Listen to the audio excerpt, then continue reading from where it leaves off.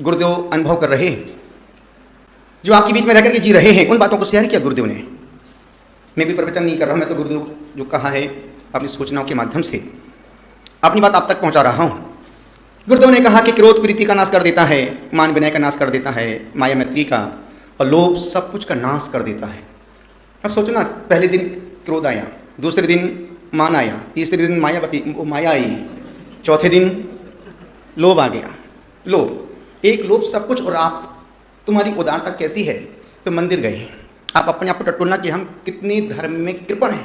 तुम रुपये दान भी देते हो, पर रोते रोते देते हो, खुजला खुजला के देते हो।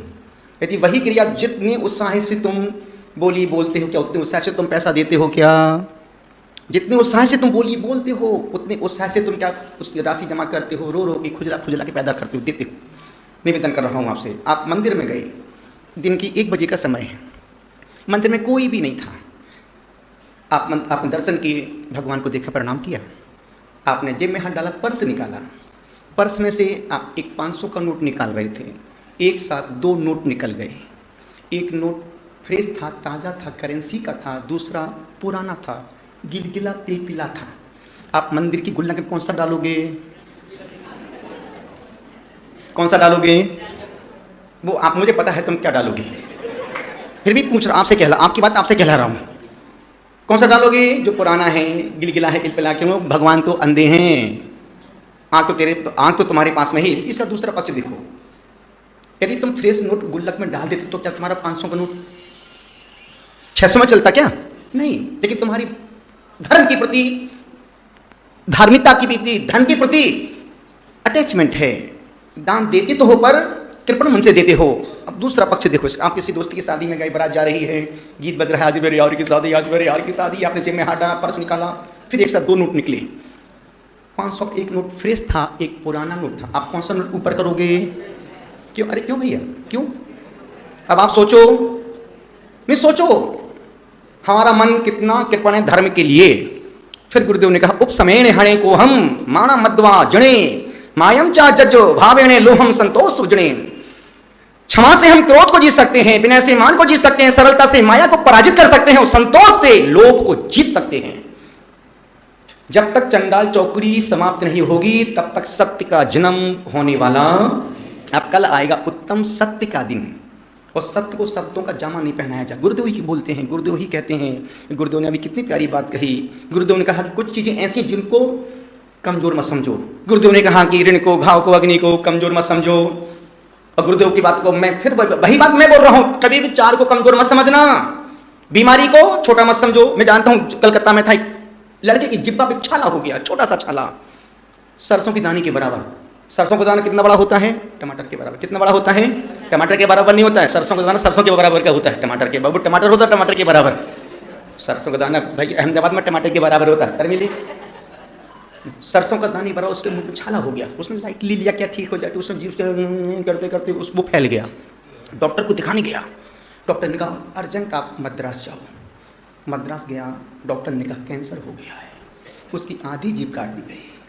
जरा सी लापरवाही, इतनी सी लापरवाही कहाँ ले जा सकती है? और ध्यान रखना, घर में एक व्यक्ति बीमार पड़ता है तो पूरा घर टेंशन में आ जाता है, पूरा घर टेंशन में। अरे मेरी माँ बीमार है, बेटे का पढ़ाई में मन नहीं लग रहा है, पति का दुकान में मन नहीं लग रहा है, सब रिश्ते, क्यों? मेरी माँ बीमार है। निवेदन कर रहा हूं, गुरुदेव ने कहा कि ऋण को, घाव को, बीमारियों को कमजोर मत समझना। और मैं निवेदन कर गुरुदेव की बातों को और आगे फैला रहा हूं, कभी भी 4 को कमजोर मत समझना, अग्नि को, बीमारी को, दुश्मन को और पत्नी को कभी कमजोर मत समझना। आपसे निवेदन कर गुरुदेव ने कहा कि उत्तम सोच का मतलब है, साईं इतना दीजिए जामे कुटुंब समाए, मैं भी भूखा ना रहूं, साधु न भूखा जाए।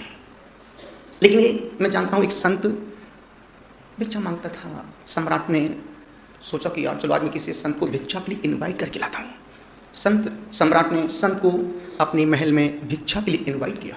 तीनों भाई, सम्राट ने संत को भिक्षा के लिए आमंत्रित किया। संत पहुंच गया। अब राजा का महल, राजा ने खूब बढ़िया खीर बनवाई। अभी गुरुदेव कह रहे थे ना, मैं तपस्वियों के लिए यदि कहो तो मैं कल तुम्हारे लिए खीर बनवा दूं। वो तो आपके मन को टट्टू, तुम्हारा मन कितना लोभी लालची बेईमान है। लेकिन मुझे पता है, तुम यदि 10 दिन तुमको कुछ भी मिल जाए तब भी तुम्हारा मन खाने का, और 10वें दिन 11वें दिन देखो अजत नैया बचत नैया आ जाए तो निवेदन कर रहा हूं। और आप देखना जितने उत्साह से आप उपवास कर रहे हैं, सबको पता है तुम्हारे परिवार को, माँ बाप को, कि मेरा बेटा आज, मेरे बेटे का चौथा उपवास है, मेरी बेटी का चौथा उपवास है, मेरी पत्नी का 7वां उपवास है, उसका 23वां उपवास है, सबको पता है। अभी कोई आप जिस समय तुम्हें आवश्यक तो उसमें कोई देखने नहीं आ रहा तुमको, लेकिन जब तुम्हारी पारणा होगी उस समय तुम्हारे सारे रिश्तेदार खाने पीने को, आकर्षण किसका है, पारणा का कि उपवास का? जब तुम्हारे लिए और तुम्हारे परिवार वालों के लिए नहीं। तो बच्चा जब स्कूल जाता है तब खुश होता है, जब स्कूल से घर आता है तब खुश होता है। बच्चा जब स्कूल जाता है तब खुश होता है कि जब स्कूल से घर लौट के तक ओ छुट्टी छुट्टी छुट्टी छुट्टी। जब तुम घर से मंदिर आते हो उस समय का तुम्हारा मन का भाव अलग, और जब मंदिर से घर जाने का बात आता है फटाफट शांति पाठ कितनी जल्दी निपट जाता समझ में नहीं आता है। टीचर स्कूल में पढ़ाते हैं 6 दिन, उनको खुशी नहीं होती, संडे का इंतजार, टीचर शिक्षक रविवार का इंतजार करता है कि कब संडे आ जाए और एक दिन की छुट्टी। वो भी स्कूल जाना नहीं चाहता, लेकिन मजबूरी का नाम आएगा महात्मा गांधी, सोनिया गांधी। गुजारिश आपसे कर रहा हूं, बच्चा स्कूल जाना नहीं चाहता है। अब सोचो जितने बहुत सारे माँ बाप बैठे हैं, बच्चों के पेरेंट्स बैठे हैं, बच्चा घर में रहता तो अच्छा लगता है या स्कूल जाता तब अच्छा लगता है? अब बताओ, अब आप तुम सोचो तुम चाहते क्या हो? सम्राट संत के महल में भिक्षा के लिए गया, सम्राट ने खूब बढ़िया खीर, भैंस का दूध मंगवाया, स्पेशल खीर बनाई, स्पेशल उसमें काजू किशमिश पिस्ता बादाम सारे ड्राई फ्रूट, उसमें ऊपर से केसर भी डाली लुक के लिए। टीनो भाई क्या लुकिंग था खीर का। सम्राट ने साधु के पात्र में जैसी खीर दी, उसका पात्र भर ही नहीं रहा है। सम्राट का पूरा वो ढूंढ पूरी खत्म हो गई पर उसका पात्र नहीं भरा। सम्राट किम कर्तव्य विमूढ़ खड़ा हो गया कि यार लाइफ में पहली बार ऐसा मैंने किसी को बुलाया हो और उसका पात्र पूरा नहीं भर पाया। सम्राट संत ने पात्र को और फैला दिया, और डालो इसमें, अभी तो इसमें कुछ हुआ ही नहीं, ये तो नाश्ता के बराबर भी नहीं हुई। सम्राट कहता प्रभु मुझे माफ करो, ये क्या चक्कर है, मैंने पूरी भगवानी खीर की आपके पात्र में डाली पर आपका पात्र भर नहीं पाया। तब सम्राट ने पूछा महात्मा जी कि आपका पात्र किसका है, सोने का चांदी किसका है? तब संत ने कहा बेटा ये पात्र चांदी सोने का नहीं, ये आदमी की खोपड़ी है। तब उसने कहा कि मुझे माफ कर दो।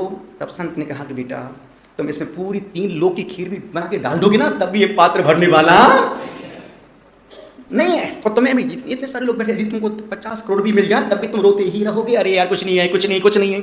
जब तुम्हारे पास कुछ भी नहीं था तब भी तुम रो रहे थे, और आज तुम्हारे पास कोई कमी नहीं है उसके बावजूद भी तुम वही शिकायतें, वही अभाव, वही मन की कृपणता। आदमी धन से गरीब कम है, मन से गरीब ज्यादा। अभी गुरुदेव ने कहा ना कि लेना ही लेना लोभ धर्म है, लेना ही लेना लोभ है और ये पशु धर्म है। देना ही देना इस संत धर्म है, संत दिन भर देता है, दिन भर जब आओ गुरुदेव यूं हाथ कर देते हैं, लगता है जैसे कोई 3 लोग को खजाना मिल गया और गुरुदेव हाथ नहीं उठवा, एक बार देख के मुस्कुराहट दे दे, अरे गुरुदेव ने देख के मुस्कुरा दिया। तो गुरुदेव की मुस्कुराहट में सब कुछ है, प्रेम है, प्यार है, सेवा है, सब कुछ है, सब कुछ है।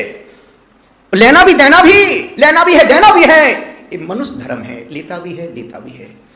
और जो सिर्फ लेता ही लेता है, जोड़ता ही, अभी गुरुदेव ने कहा कि जो कंजूस व्यक्ति हो, कितनी गुरुदेव छोटे छोटे प्रसंगों के माध्यम से आपके मन को गुदगुदाया, अपनी बातें, कठिन बातों को सरल शब्दों से पिरोया और कहा कि कंजूस व्यक्ति जाता था, उसने कभी तेल खरीद के नहीं लगाया। एक बंदे ने कभी चप्पल को बाहर यूज, एक चप्पल के उससे 50 साल, एक चप्पल, एक जोड़ी चप्पल 50 साल की जिंदगी जी ली उसने। क्यों? कोई दिख जाए तो पहन लेता, निकल जाए तो डाल लेता, हाथ में जेब में डाल लेता था। वो कंजूस में यूं वहां कर रही है, अरे बेटा पप्पू क्या कर रही है, पूरा तिल अपने माथे, उसकी माथे का पूरे अपने चांद पे लगा लिया। निवेदन आपसे कर रहा हूं, कंजूस नहीं, उदार बनो, उदार बनो। जितनी उदारता से तुम एक, भले तुम यदि 100 दिन में 100 रुपये कमाते हो, 1 रुपया दान करो। जिस मंदिर में जाते हो, जहां जाते हो, 1 रुपया दान करो, 1 रुपया निकालो। निवेदन आपसे कर रहा हूं, गुजारिश आपसे कर रहा हूं, क्रोध अधिकतम 48 मिनट तक हो सकता है। क्रोध की म्याद है, 48 मिनट तक रह सकता है। मान तब तक है जब तक अपमान नहीं हो रहा है।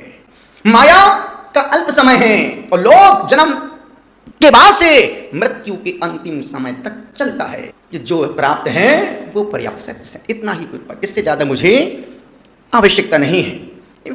ये पंक्ति मुझे बहुत अच्छी लगा, मैं हमेशा इन पंक्तियों को मैं गाता हूं। जीवन है एक उफनती नदी, इच्छाएं शांत नहीं होती,